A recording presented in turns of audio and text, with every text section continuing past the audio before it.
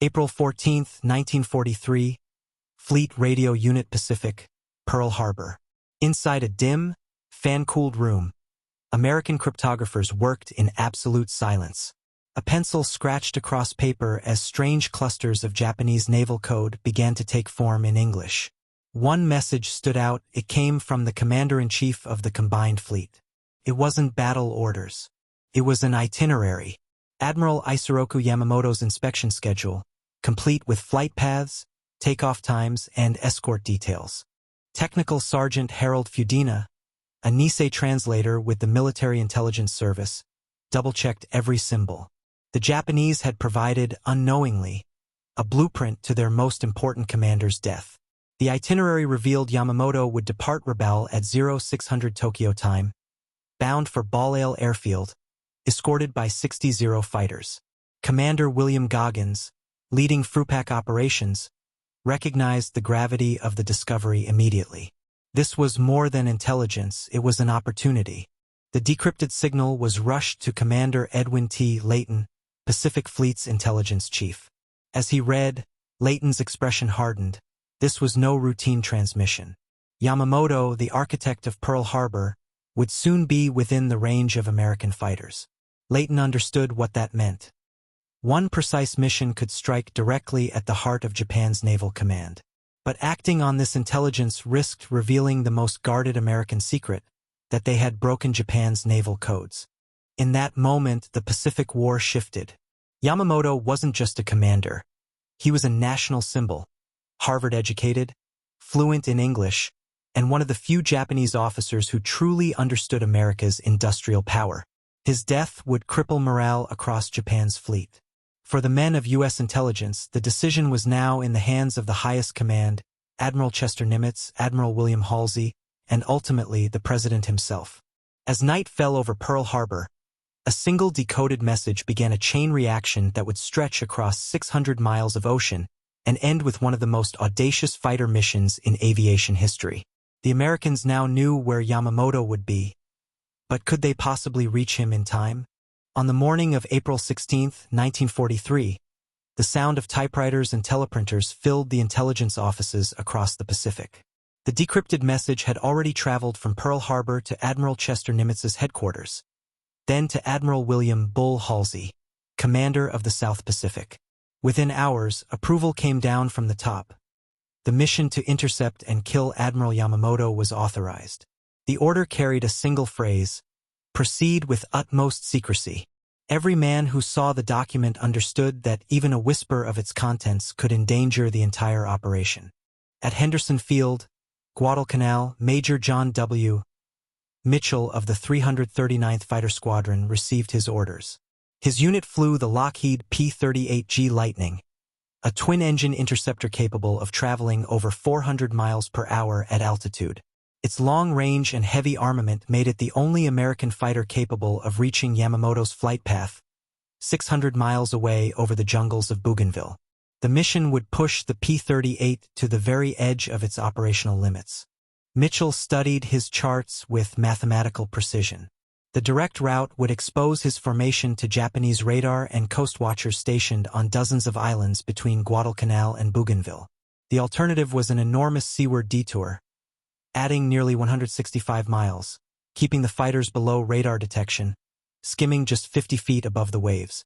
It would mean flying 1,000 miles round trip with barely 7 minutes of fuel for combat.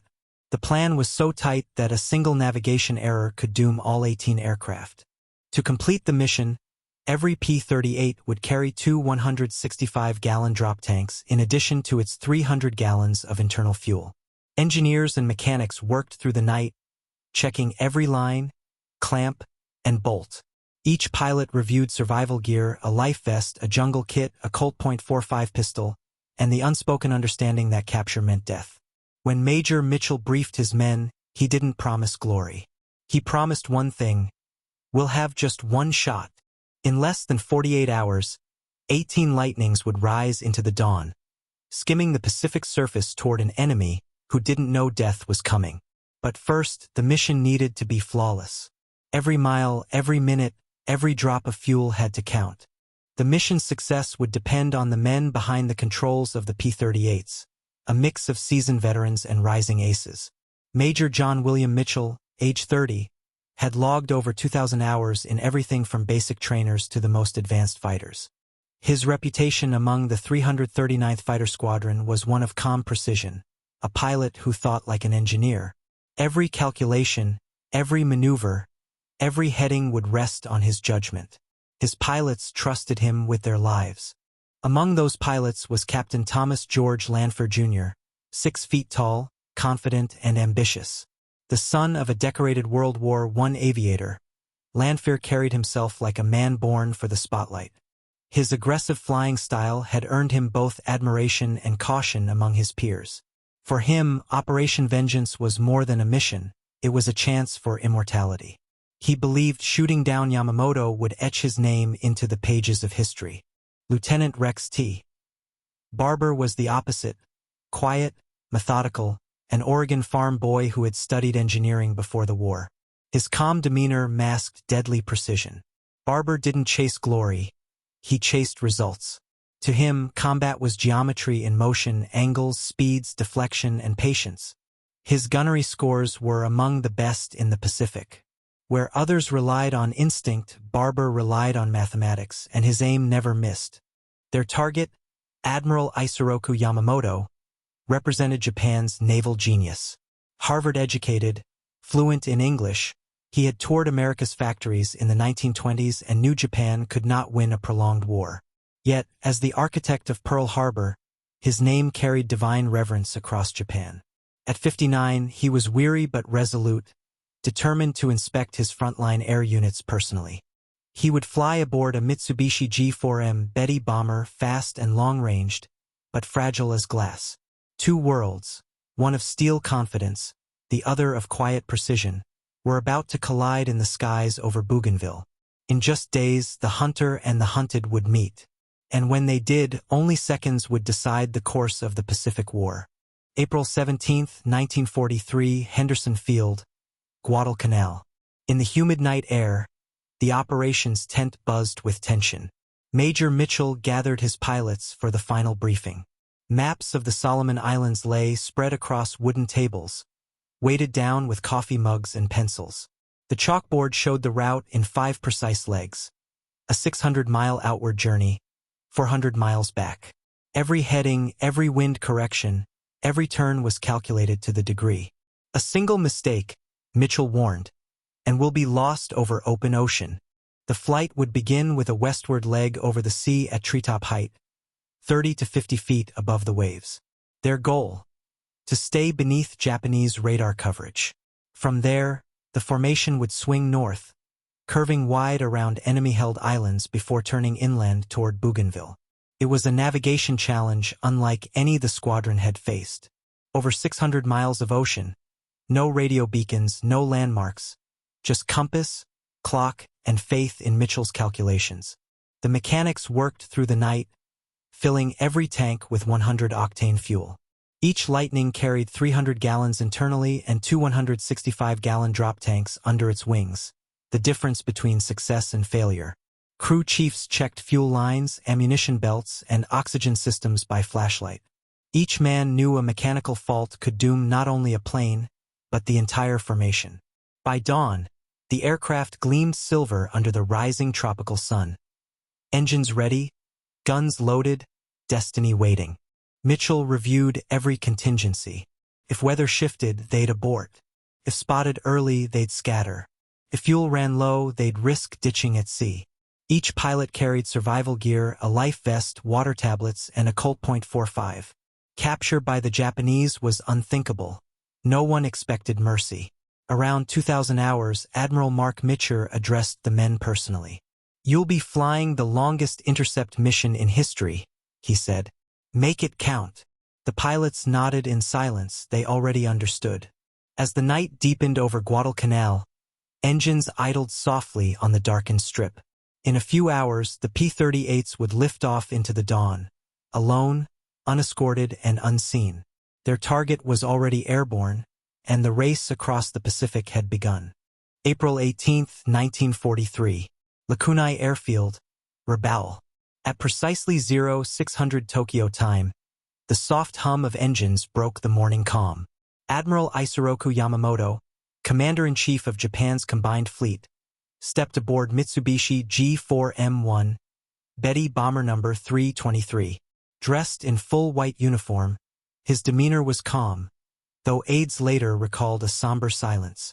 His Chief of Staff, Vice Admiral Mato Mogaki, boarded the second bomber, number 326. Both aircraft carried fuel tanks instead of bombs, trading armor for range. 6A-6M-30 fighters from the 204th Air Group took off moments later to form escort. Their pilots, among Japan's most experienced, climbed into the morning sky, sunlight glinting off rising propeller arcs. They flew in two tight formations, positioned 1,000 feet above the bombers. To the Japanese, this flight was routine. Yamamoto's inspection tours were symbols of imperial strength, morale boosters for weary garrisons.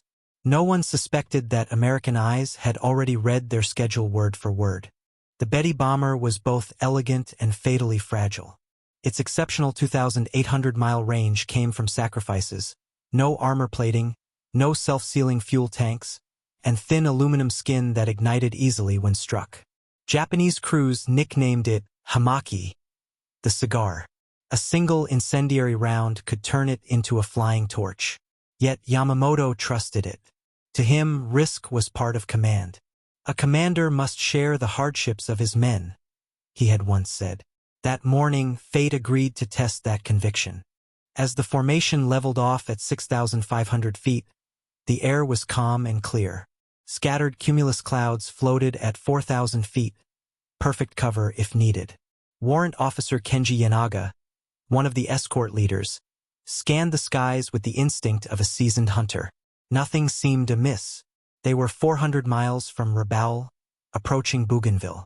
Below, dense jungle stretched to the sea. Unseen and far to the south, a formation of P-38 Lightnings skimmed the ocean's surface, silent predators closing in. The admiral believed he was flying toward loyal troops and safe airfields.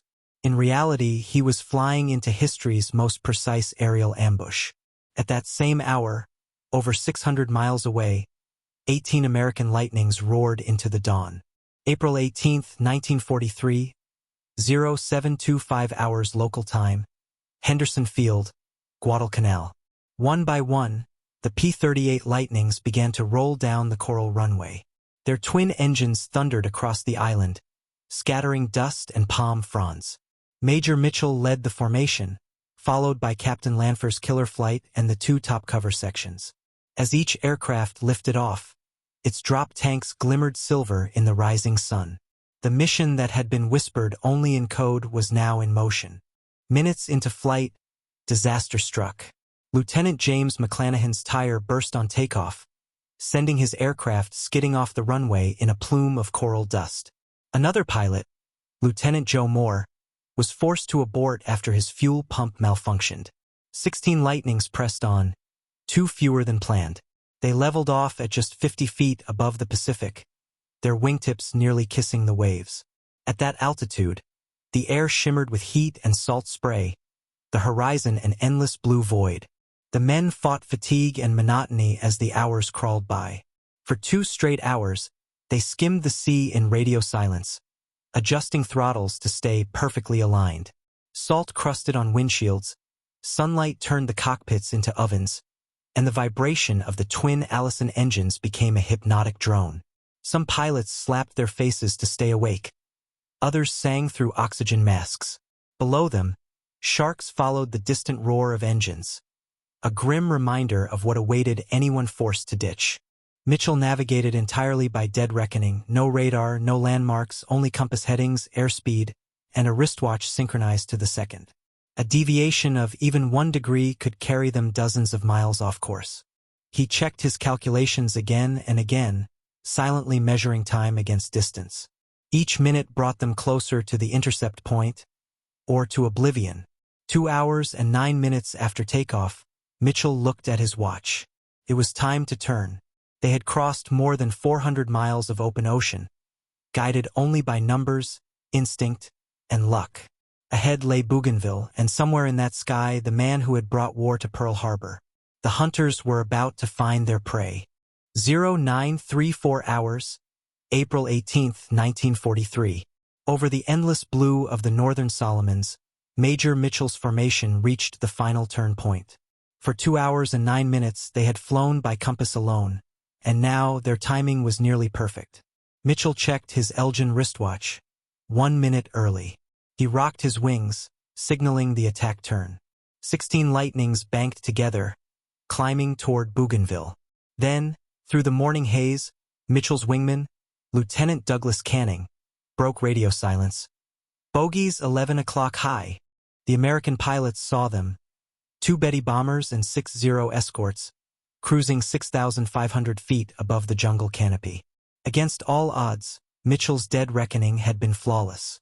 600 miles of ocean navigation had brought them to the exact point, at the exact time as Yamamoto's flight. "Skin them tanks," Mitchell ordered. Drop tanks tumbled away, splashing into the sea below. Engines roared to full power, the lightnings clawing for altitude. The element of surprise was complete. The hunters had found their prey. Captain Thomas Lanfear and Lieutenant Rex Barber led the killer flight. Ahead, the Japanese formation began to react. The escort Zeros peeled off to meet the oncoming lightnings. Lanfear turned toward them, choosing to engage the fighters head-on. Barber stayed locked on the bombers, diving from above and behind. The lead Betty rolled into a desperate descent toward the jungle canopy. Barber followed, throttles forward, cannon armed, closing fast. At 500 yards, Barber opened fire. Tracer rounds streaked through the air, converging on the Betty's right engine. The impact was instant. A bloom of orange fire engulfed the wing root, the bomber rolling violently to the left. Debris shredded into the jungle below as black smoke rose through the trees. Barber pulled hard to avoid the falling wreck, his P-38 shaking under the strain. 1 Japanese bomber was gone. But which one carried Yamamoto? Seconds later, Barber spotted the second bomber racing low over the ocean. Lieutenant Besby Holmes damaged one engine with a brief burst but overshot. Barber lined up, adjusting his deflection. His guns thundered again. Shells tore through the fuselage. The Betty's left engine erupted in flame. It hit the sea at more than 100 miles per hour, breaking apart on impact. Within moments, the waves swallowed the wreckage. The battle had lasted less than 10 minutes. 2 bombers down, 6 Zeros scattered, and 16 lightnings turning south for home. The mission had succeeded, but the pilots didn't yet know the magnitude of what they'd done. Somewhere in the jungle below, Japan's greatest naval mind lay silent. The sky over Bougainville fell silent again. In less than 10 minutes, the mission had reached its violent peak, and was already fading into history. Lieutenant Rex Barber leveled out, scanning his instruments. Bullet holes pocked his wings. 1 hydraulic line leaked crimson fluid across the fuselage, but both Allison engines still roared faithfully. He didn't celebrate. There was no time. They were more than 400 miles from Guadalcanal, running on limited fuel, with the ocean now their only path home. Above him, Major Mitchell held the formation together. The remaining P-38s climbed to cruising altitude, conserving fuel where possible. Every man performed silent calculations. Distance versus fuel, throttle versus survival. Lieutenant Besby Holmes's right engine sputtered. He fell behind, coaxing power from a failing cylinder. Another pilot reported near-empty tanks. There was no radio chatter, just brief glances, small hand gestures, and the unspoken truth that one mistake meant vanishing into the Pacific forever. Lieutenant Raymond Hines' gauges dropped into the red. He considered diverting to the emergency strip on Bonica Island but pressed on. The risk of capture if he ditched near enemy territory was greater than the chance of making it home. His squadron never saw him again. Somewhere over the Solomon Sea, his Lightning and its pilot disappeared without trace. One more name etched into the quiet cost of victory. For hours and 30 minutes after takeoff, the survivors sighted Guadalcanal. One by one, they approached the coral runway, engines sputtering dry. Holmes landed with both engines coughing their last fumes. Others touched down with barely 3 gallons remaining. Ground crews rushed to count bullet holes and patch damage. Every man asked the same question. Did we get him? None could answer. They had shot down both bombers, but no one knew which had carried Admiral Yamamoto. The truth would come from the enemy, not from the victors. That night, under the humid Guadalcanal sky, the pilots sat in silence. They had survived the longest fighter intercept in history. But somewhere across the Pacific, Japanese search teams were moving through the jungle, toward the smoking wreckage that would confirm what the Americans could only guess. Admiral Isoroku Yamamoto was dead. April 19, 1943, deep in the jungles of Bougainville. A Japanese search party led by Lieutenant Commander Tabuchi Chiharu of the 26th Air Flotilla cut its way through dense undergrowth toward columns of black smoke. They found the wreckage scattered across the forest floor. Twisted aluminum, charred engines, fragments of imperial insignia. Among the debris lay the remains of Admiral Isoroku Yamamoto, still seated, his white-gloved hand clutching his ceremonial sword. He had been thrown clear of the main fuselage but showed no signs of struggle. 2 bullets, one through the shoulder, another through the jaw, had ended the life of Japan's most brilliant naval strategist. The psychological shock was immediate. Yamamoto was more than a fleet commander. He was the living embodiment of Japan's naval soul, the man who had predicted 6 months of victory before inevitable defeat. His death confirmed that prophecy. Tokyo's high command concealed the truth for weeks, continuing to issue orders in his name to mask the loss. It wasn't until May 21st that Japan announced his death publicly, describing it as an honorable end in frontline combat. A state funeral followed on June 5th. Even Emperor Hirohito attended, a rare gesture of mourning reserved for national heroes. In Washington and Pearl Harbor, the news was met with quiet satisfaction and strict secrecy. President Roosevelt ordered absolute silence about the mission's details. If the Japanese realized their codes had been compromised, America's most valuable intelligence advantage would vanish overnight. For a month, the operation was buried under layers of classified silence. When reports finally leaked, headlines celebrated the precision and courage of the pilots, but not the cryptographers whose work had made it possible. The men of Fleet Radio Unit Pacific faded back into anonymity, their pencils and ciphers as decisive as bullets. For the men who flew the mission, triumph was mixed with loss. Lieutenant Barber's modest account of the battle contrasted with Captain Lanfear's public claims. For decades, historians debated who fired the fatal burst. It wasn't until 2003 that official analysis confirmed Barber's version beyond doubt. His calm precision had killed Yamamoto. Major Mitchell, whose dead reckoning navigation had made the intercept possible, received only the Navy Cross, denied the Medal of Honor for reasons of secrecy. Lieutenant Hine never returned at all, vanishing into the endless blue that had both sheltered and devoured heroes. Operation Vengeance became more than a mission. It became a symbol of how intelligence, technology, and human skill could converge to alter the course of war. Yamamoto's death fractured Japanese morale and stripped the Imperial Navy of its clearest thinker. The long-range strike by P-38s proved that precision assassination could reach across oceans. The Pacific War would rage for 2 more brutal years, but after April 18, 1943, Japan's strategic momentum was broken. The hunters of Guadalcanal had changed history. In the end, it wasn't just firepower that won the day. It was intellect, precision, and courage. From a single decoded message in Pearl Harbor to a 10-minute battle over Bougainville, Operation Vengeance proved that in war, knowledge could kill as surely as bullets.